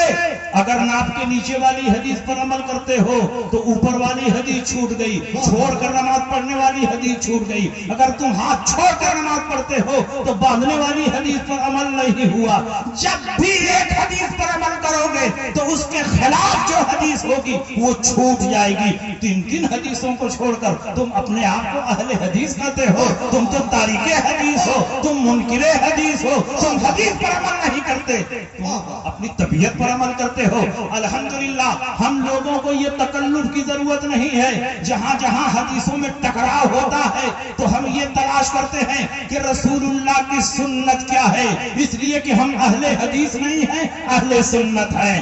جب ہاتھ باندھنے کا نمبر آیا تو ہم نے دیکھا کہ چار حدیثیں موجود ہیں. ایک حدیث بتاتی ہے ناف کے نیچے ہاتھ باندھو، ایک حدیث بتاتی ہے ناف کے اوپر ہاتھ باندھو، ایک حدیث بتاتی ہے ہاتھ چھوڑ کر نماز پڑھو، اور ایک حدیث جو سب سے زیادہ ضعیف اور کمزور ہے وہ یہ ہے کہ سینے پر ہاتھ باندھو. تو ضعیف لوگوں نے اسی ضعیف حدیث کو پکڑ لیا اور کہا ہم اسی حدیث پر عمل کرتے ہیں. یہ 4 حدیثیں ہیں لیکن ہمیں تکلف میں پڑھنے کی ضرورت نہیں، کیونکہ ان 4 حدیثوں میں سنت کیا ہے وہ ہم نے تلاش کر لیا، وہ ہم نے پا لیا. حضرت علی فرماتے ہیں فَإِنَّ مِنَ السُّنَّةِ وَزَعَلِ يَمِينَ عَلَى الْيَسَارِ تَحْتَ السُّرَّةِ. یہ بات سنت سے ہے کہ دائیں ہاتھ کو بائیں ہاتھ پر رکھ کر ناف کے نیچے باندھا جائے. وہ صرف حدیث ہے اور یہ سنت ہے. تو بتاؤ حدیث پر عمل کرو گے کہ سنت پر عمل کرو گے؟ ہم اہل سنت ہیں اس لیے سنت پر عمل کرتے ہیں. اس لیے کہ سنت پر عمل کرو گے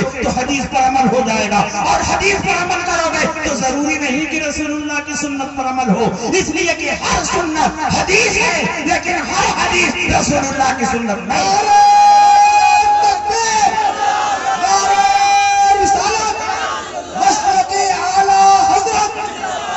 شمشاد صاحب قبلہ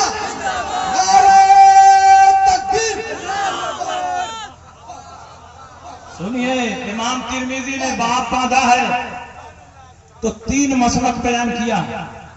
امام ترمذی کے زمانے میں تو اعلیٰ حضرت نہیں نہ تھے. امام ترمذی نے باب باندھا کہ ہاتھ کہاں باندھا جائے تو 3 مسلک بیان کیا. پہلا مسلک ابو حنیفہ اور ان کے ماننے والوں کا، اور وہ ہاتھ کے نیچے باندھتے ہیں.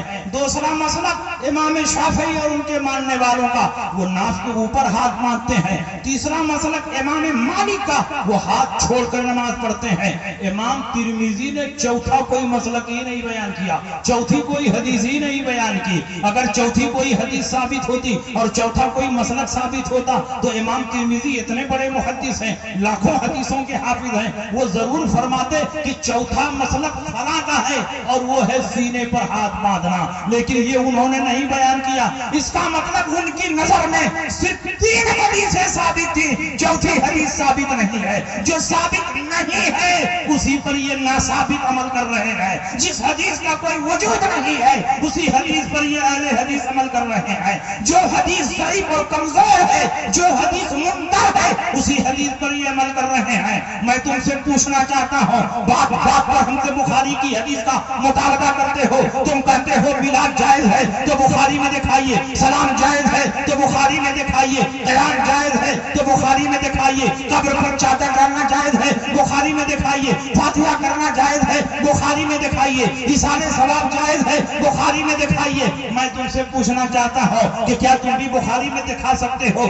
سینے پر ہاتھ باندھنا جائز ہے تو بخاری میں دکھاؤ. پورے دنیا کے غیر مقلد جمع ہو جائے تو سینے پر ہاتھ باندھنے کی ایک حدیث بھی صحیح ستہ میں نہیں دکھا سکتے. بخاری میں کیا دکھائیں گے؟ ترمذی میں بھی نہیں، مسلم میں بھی نہیں، ابو داؤد میں بھی نہیں، ابن ماجہ میں بھی نہیں، مسند امام احمد بن حنبل میں بھی نہیں، بیہقی میں بھی نہیں، دارمی میں بھی نہیں، موطا امام مالک میں بھی نہیں، کتاب الآثار میں بھی نہیں، سنن میں بھی نہیں. ان کی ایک کتاب ہے صحیح ابن خزیمہ. ایک غیر مقلد سے پوچھا بتاؤ ہم سے بات بات پر رسول پاک کی حدیث کا مطالبہ کرتے ہو اور وہ بھی بخاری والی حدیث چاہیے. ایسا لگتا ہے کہ رسول پاک نے اپنے زمانے میں فرمایا تھا کہ صرف بخاری کی حدیث پر عمل کرنا اور کسی حدیث پر عمل نہ کرنا. اگر رسول پاک کا ایسا کوئی قول ہو تو پیش کرو. نبی کے زمانے میں نہ بخاری شریف تھی نہ امام بخاری تھے. 3 صدی ہجری میں بخاری لکھی گئی. 3 صدی ہجری میں امام بخاری پیدا ہوئے. معیار یہ نہیں ہے بخاری میں دکھاؤ, معیار یہ ہونا چاہیے کہ صحیح حدیث میں دکھاؤ. صحیح حدیث جہاں ملے گی وہاں عمل ہوگا. امام بخاری کو 1 لاکھ صحیح حدیثیں یاد کی. یہ تم بھی لکھتے ہو, ہم بھی لکھتے ہیں. پوری دنیا کے علماء کا اس بات پر اجماع اور اتفاق ہے کہ امام بخاری کو 1 لاکھ صحیح حدیثیں یاد تھیں. لیکن بخاری شریف میں کل 8,500 حدیثیں ہیں. تعلیقات اور مقررات کو نکال دیا جائے تو کل 4,500 حدیثیں ہیں. باقی 95-96,000 حدیثیں کہاں چلی گئیں؟ جب 1 لاکھ صحیح حدیثیں یاد تھیں تو بخاری میں 1 لاکھ نہیں ہے, کل 4-5,000 حدیثیں ہیں. باقی 95,000 حدیثیں کہاں گئیں؟ تو ماننا پڑے گا جیسے بخاری میں صحیح حدیث ہے, مسلم میں بھی ہے, ترمذی میں بھی ہے, ابو داؤد میں بھی ہے, نسائی میں بھی ہے, ابن ماجہ میں بھی ہے, کتاب الآثار میں بھی ہے, موطا امام مالک میں بھی ہے, موطا امام محمد میں بھی ہے. جہاں جہاں رسول پاک کی صحیح حدیث ملے گی وہاں ہم عمل کریں گے. ہم نے امام بخاری کا کلمہ نہیں پڑھا, ہم نے رسول اللہ کا کلمہ پڑھا ہے. جہاں جہاں رسول پاک کی صحیح حدیث ملے گی وہاں ہم عمل کریں گے.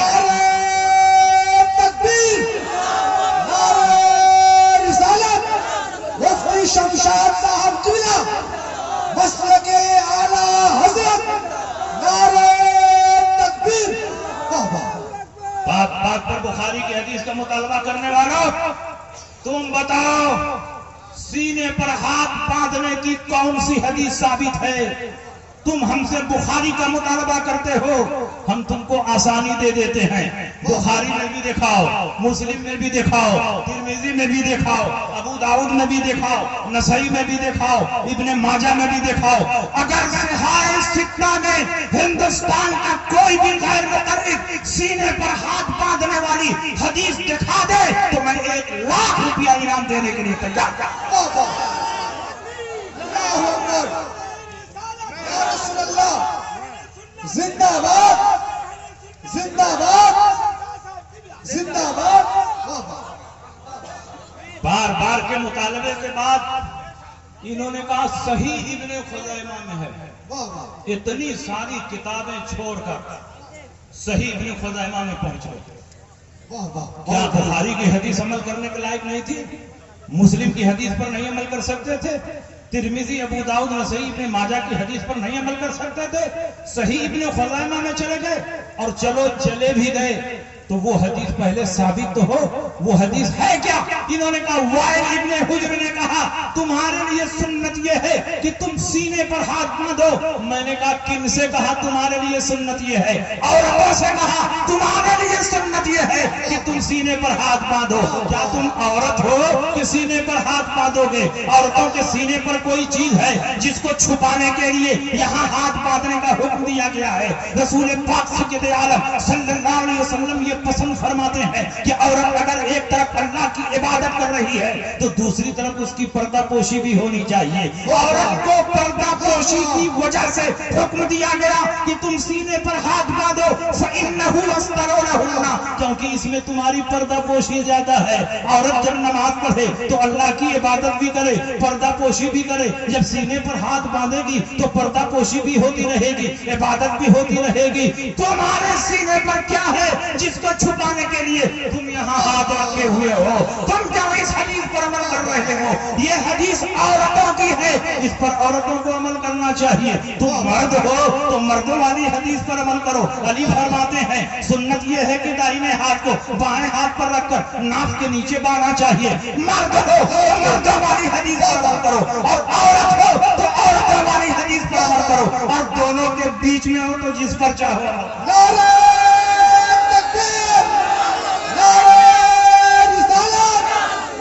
شمشاد صاحب قبلہ مسلک اعلی حضرت نعرہ تکبیر, رد غیر مقلدین, نعرہ تکبیر. ارے مولانا صفت اللہ صاحب کا بھی نعرہ لگاؤ, یہی تو مزاج دے رہے ہیں. اب علامہ عبدالعزیز خان صاحب چلے گئے، دوست علامہ شفیع القادری چلے گئے، واہ واہ تو اب پورے سیوان کی ذمہ داری کن کی ہے؟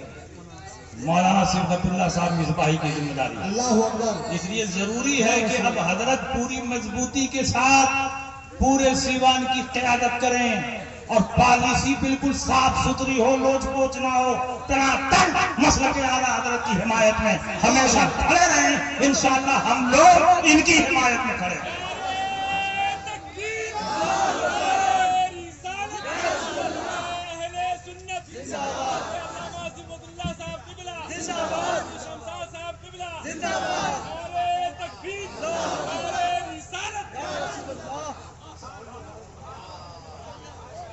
دیکھیے آج کے دور میں فتنے بہت بڑھ رہے ہیں، ان سارے فتنوں کا منہ توڑ جواب مسلک اعلیٰ حضرت ہے۔ صلح کلیت بڑی تیزی کے ساتھ بڑھ رہی ہے، ایسے لوگوں کی تعداد کم نہیں ہے جو کہتے ہیں کسی کو برا بھلا نہ کہو، وہ اپنی مسجد میں ہم اپنی مسجد میں، ان کا ایمان ان کے ساتھ، ہمارا ایمان ہمارے ساتھ، ان کا عمل ان کے ساتھ، ہمارا عمل ہمارے ساتھ۔ ایسے لوگ بہت پیدا ہو چکے ہیں جو صلح کلیت کو بڑھاوا دے رہے ہیں۔ کسی کلمہ گو کو کافر نہ کہو، کسی کلمہ گو کو برا بھلا نہ کہو، کسی کلمہ گو پر اعتراض نہ کرو، جلسوں میں کسی کے خلاف تقریر نہیں ہونی چاہیے، سارے کلمہ گو کو ملا کر چلنا چاہیے۔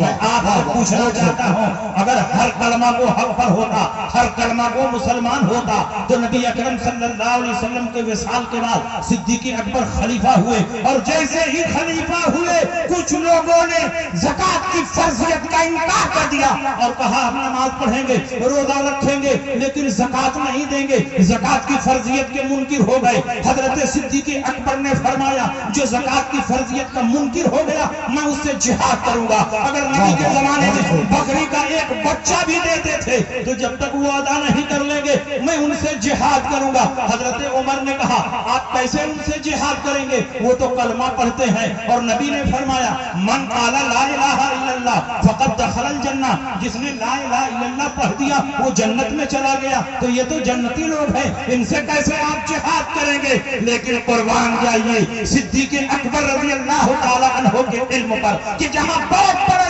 صحابہ حیران تھے، صدیق اکبر نے ان کی رہنمائی فرمائی۔ حضرت صدیق اکبر نے فرمایا کہ جب دو حدیث ہو، ایک حدیث مختصر ہو اور ایک حدیث تفصیلی ہو، تو دونوں کو ملا کر کے مطلب نکالنا چاہیے۔ دوسری حدیث میں رسول پاک نے فرمایا من قال لا الہ الا اللہ فقد عصم منی مالہ و دماءہ الا بحق الاسلام، جس نے لا الہ الا اللہ پڑھ لیا اس نے اپنی جان کو محفوظ کر لیا، اپنے مال کو محفوظ کر لیا، الا بحق الاسلام، لیکن حق اسلام آ جائے تو جان بھی لی جائے گی، مال بھی لیا جائے گا۔ اگر کسی مسلمان کو ناحق قتل کر دے تو اب لا الہ الا اللہ نہیں دیکھا جائے گا، حق اسلام کی وجہ سے قصاص میں اسے قتل کیا جائے گا۔ اور اگر زکوٰۃ کی فرضیت کا منکر ہو جائے تو زکوٰۃ بھی حق اسلام ہے، اس کی وجہ سے اس کی جان بھی لی جائے گی اور اس کا مال بھی لیا جائے گا۔ صدیق اکبر نے قیامت تک کے مسلمانوں کو بتا دیا کہ صرف کلمہ پڑھ لینا کافی نہیں ہے، کلمہ پڑھنے کے ساتھ ساتھ جب تک تمام ضروریات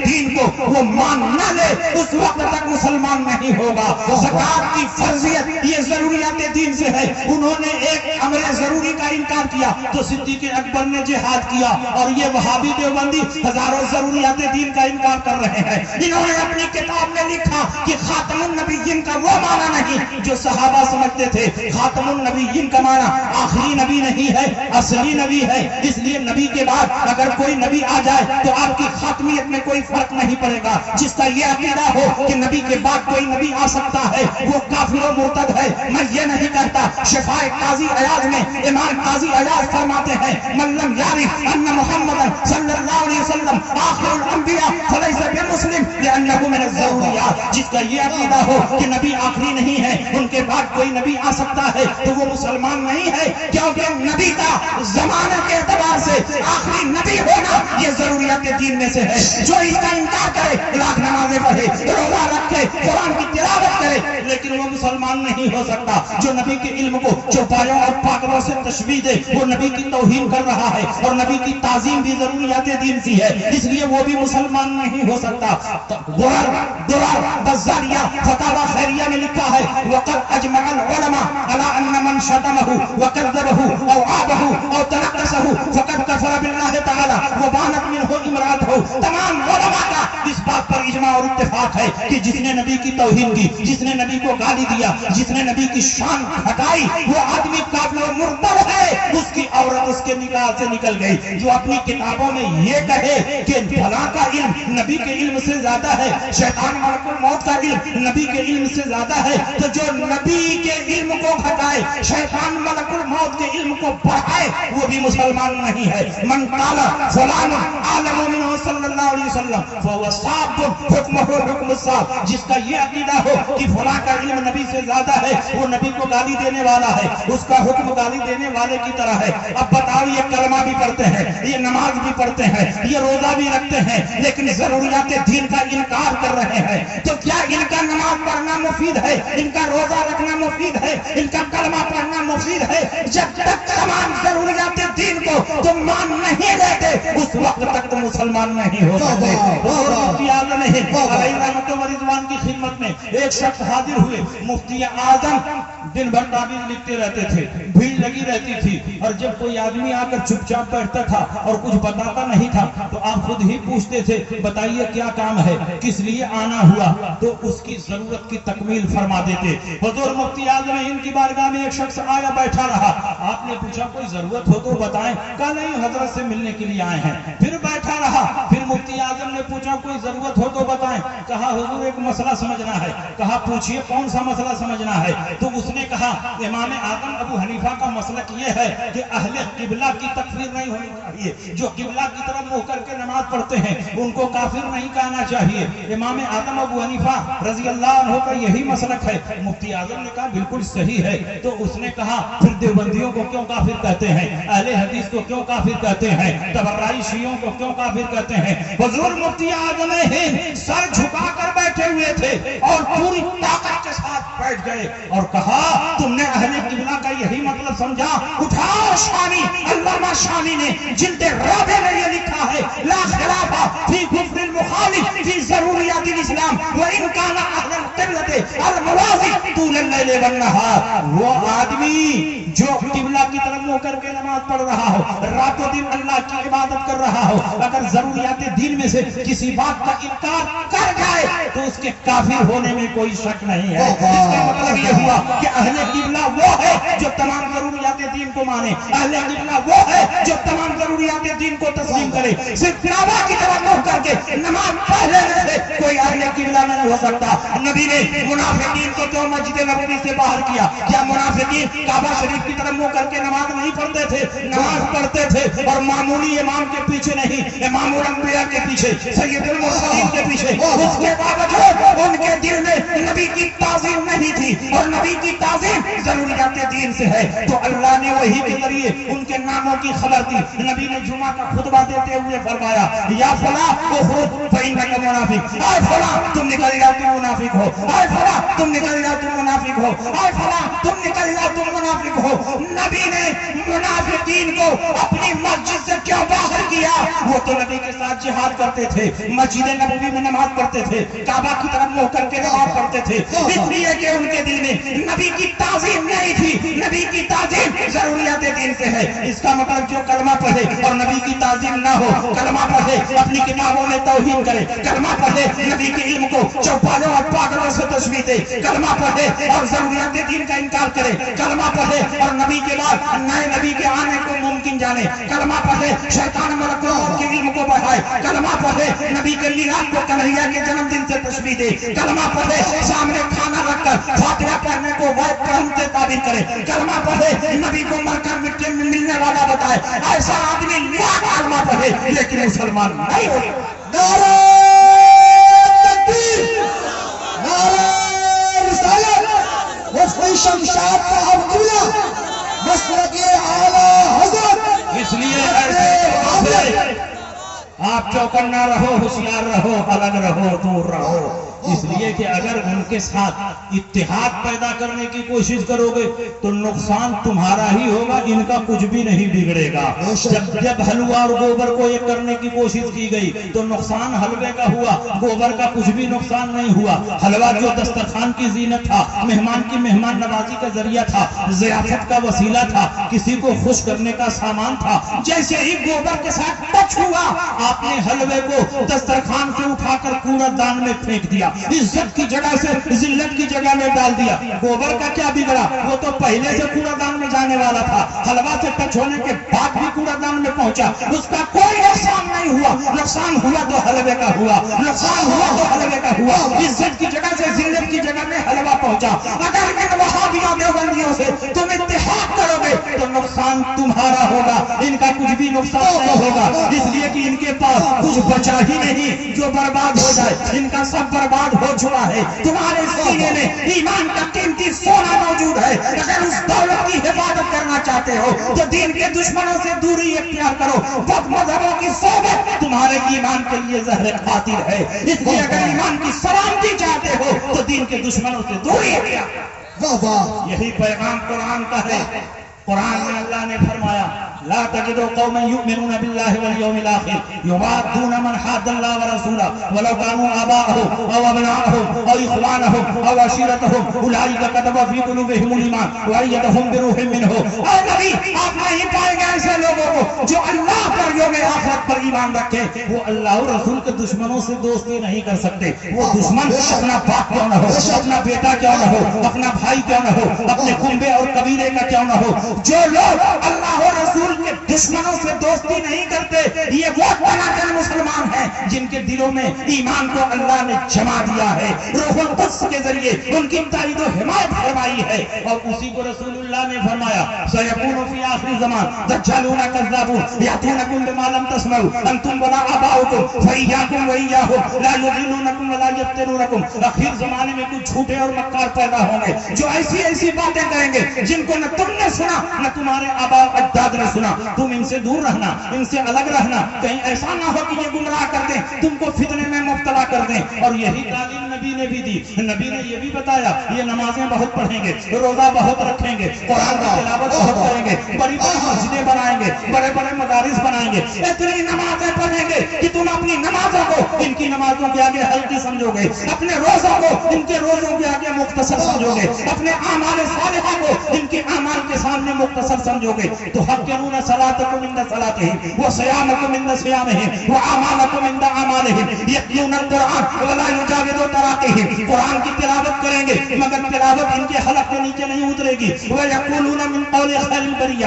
بات بات پر رسول پاک کی حدیثیں پیش کریں گے۔ تو کیا نماز پڑھنے کی وجہ سے مسلمان ہوں گے، روزہ رکھنے کی وجہ سے مسلمان ہوں گے، قرآن کی تلاوت کرنے کی وجہ سے مسلمان ہوں گے؟ نہیں، یمرقون من الدین کما یمرق السہم من الرمیہ، دین سے ایسے ہی باہر ہوں گے جیسے تیر کمان سے باہر ہو جاتا ہے۔ نبی نے ایک اور واضح پہچان بتا دی، سیماہم التحلیل و مشمر العذر، ان کی پہچان یہ ہوگی کہ یہ سر خوب چھلوائیں گے اور پاجامہ بہت اونچا پہنیں گے۔ نبی نے کیوں علامت بیان کی، نبی نے کیوں نشانی بیان کی؟ تاکہ تم ان سے دور رہو، ان سے الگ رہو، اپنے ایمان کی حفاظت کرو۔ آج کے جلسے کا یہی پیغام ہے جو اعلیٰ حضرت نے دنیا والوں کو دیا۔ دشمن احمد پہ شدت کیجیے، ملحدوں کی کیا مرمت کیجیے، غیب میں جل جائیں بے دینوں کے دل، یا رسول اللہ کی کثرت کیجیے چرچا انہی کا صبح و شام، جامع کافر پر قیامت کیجیے، مثل فاری زلزلے ہو نزد میں ذکر آیات ولادت کیجیے، اور شرک ٹھہرے جس میں تعظیم حبیب اس برے مذہب پہ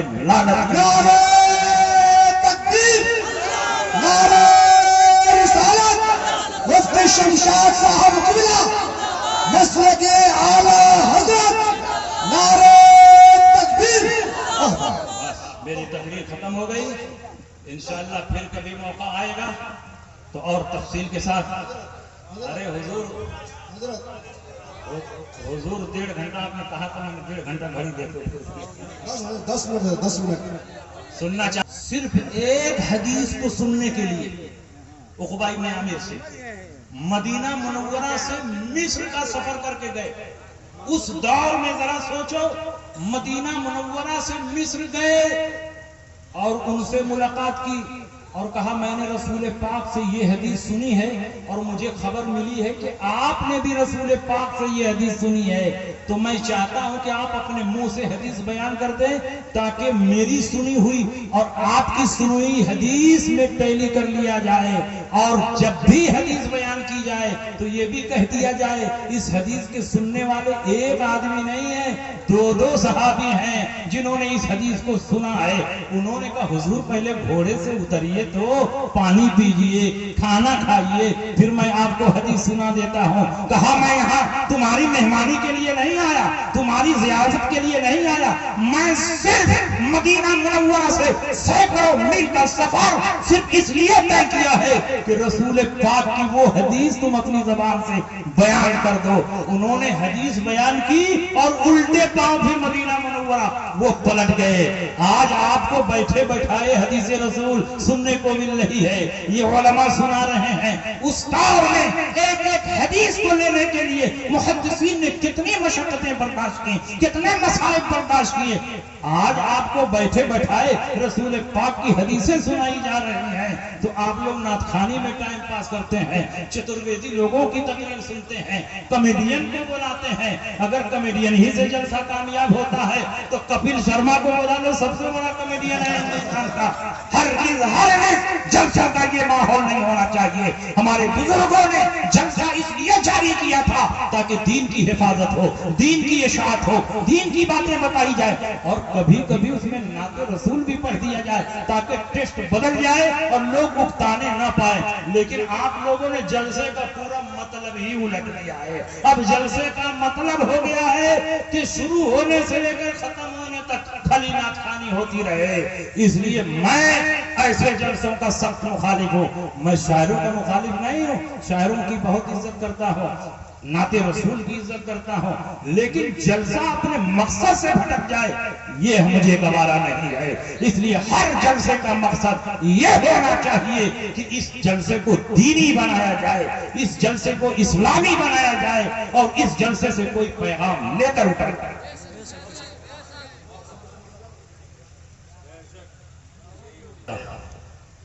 اعلیٰ حضرت امام